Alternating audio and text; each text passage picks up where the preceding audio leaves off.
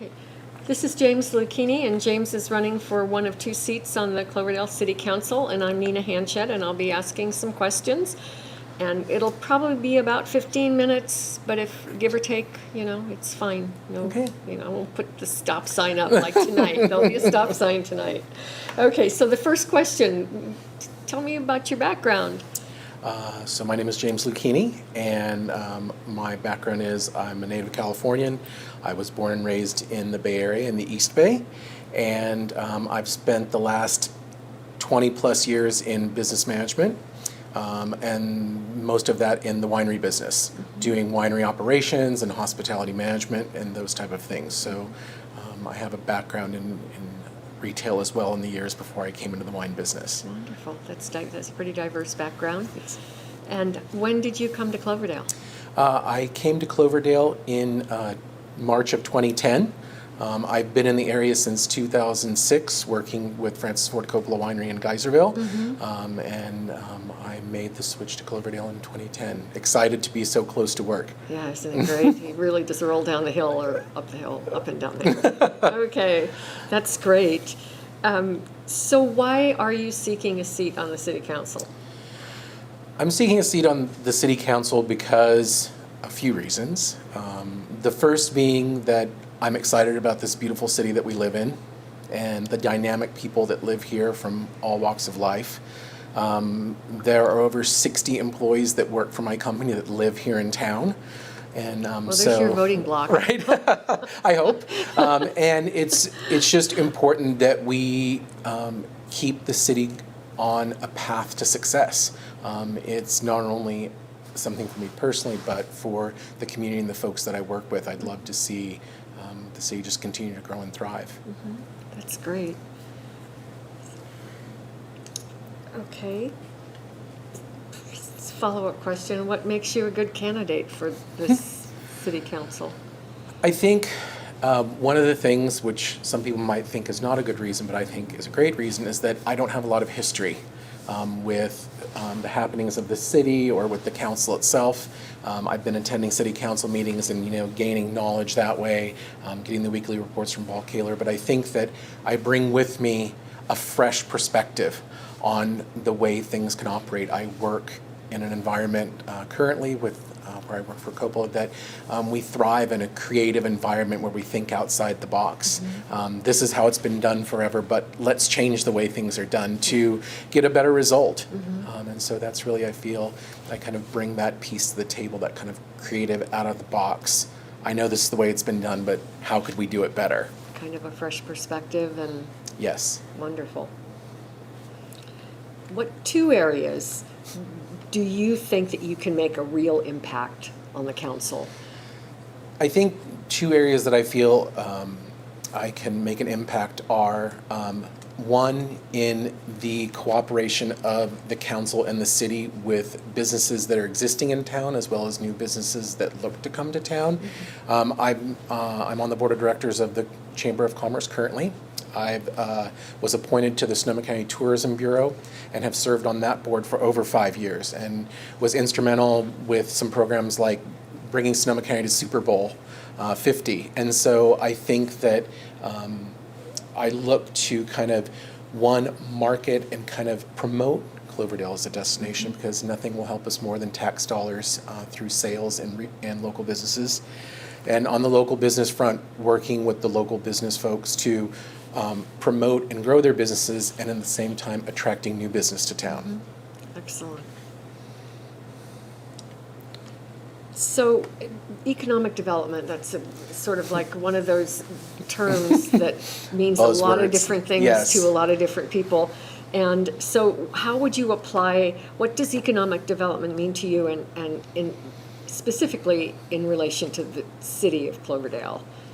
I think economic development, to me, in conjunction with the city of Cloverdale, is really about making this an environment that is welcoming and inviting to people who want to come and do business here, and that the council and the city has kind of a way of looking at things as being cooperative with business and not not necessarily just a way to let's just tax them and get their tax dollars in and kind of move on. I think a cooperative approach to it will, when local business owners are excited about working with the city and about working with the council, new business will come. And so economic development is building what we have currently and then attracting new business to enhance what we currently have.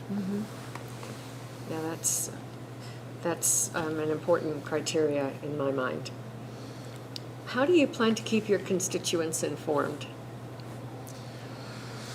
A combination of things, obviously using email as a great way of keeping people informed, and just kind of promoting an open flow of communication through committee meetings and through pre-meetings before council. And I think just kind of getting, just having communication be a little bit more free. Everyone has a difference of opinion, and there's nothing wrong with having a difference of opinion. From differences of opinion have become great things. And so just letting each other know what we're doing so that we're not overdoing anything or, focusing in one section more than we should. So just keeping everyone kind of at pieces. Social media, would you? Social media, most certainly. I currently have my own Facebook page and then a Facebook page for my campaign. And so it is, I think, that we could also keep people informed through a more updated and interactive website. We have, recently we've put out a survey from the city, and we're excited that we got 180 responses in a couple weeks. And I think that a media blitz is in order, some type of push. We have, over 7,000 folks here living in the city, and 180 is a pretty small number. And so I think that setting some goals and some short-term, some mid-range, and some long-term goals for how things get communicated in the city, I think that a lot of citizens feel that they don't hear the whole story, and people would really like to have more of kind of a face-forward approach to communication from the city leaders as well as the city council. Right. That's excellent.